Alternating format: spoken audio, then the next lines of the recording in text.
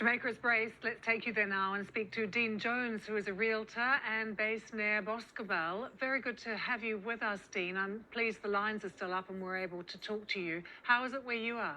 It's been pretty loud. The wind has been howling all night for the last 2 to 3 nights. Pretty scary, because what makes it more scary for me is because I'm a chartered builder, and so I just know the damage that winds of 150 to 165 can do to a property. So I've been very anxious over the last few days, and a lot of people have been asking me a lot of questions. I'm here with my parents, and we've done as much as we can in terms of preparing. Brought the cats inside, and we've brought all objects that could fly around because that's quite dangerous, and boarded up where we can, but there's only so much we can do. We're kind of sitting here slightly helpless now. Yeah, Dean, you talk about the houses. They're obviously built to withstand some degree of wind and rain, but you haven't had a Category 5 hurricane before.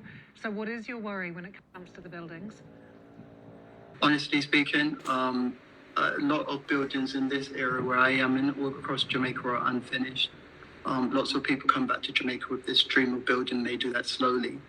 So there's going to be potential a lot of damage there, and the existing buildings. Well, a lot of residents here don't have insurance.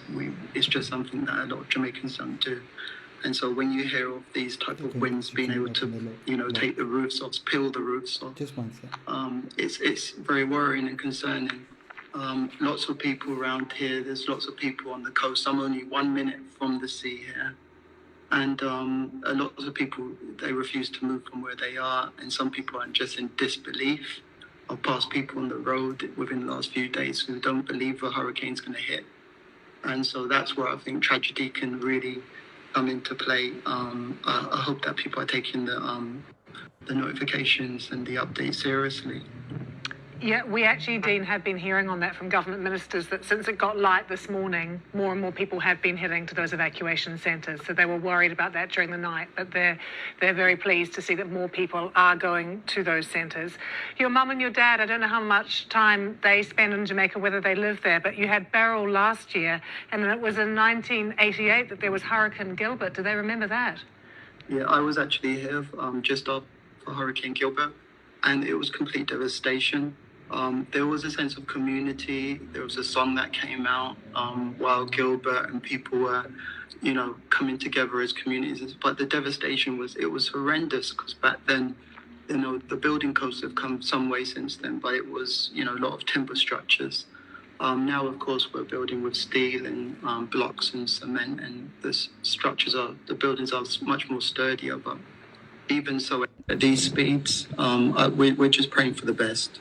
Honestly. What about some of your clients? I know you've been talking a lot online about the progress of the storm and what everyone's going through. They must be really worried. Yeah, so they're very anxious. Some fear they'll lose their homes. Some have called me and said, will they have a home to sell after this? And I've just given them words of encouragement, really. Jamaica is resilient, and it always seems to pick things up afterwards, and I believe Jamaica will. But I've advised them, not to, stay put, to plan and make preparations and put their valuables away and pack a case and stuff.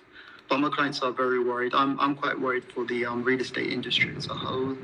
I think there could be, quite some time before it gets back to normal after this. But I'm just anxious right now, and I'm just praying that it's not as bad as it they're saying it's going to be. Yeah, that's so normal to be anxious and scared. But Dean, we really appreciate you talking to us. Do stay safe, and your mum and dad as well. Thank you. Thank you. That was Dean Jones there. Let's speak.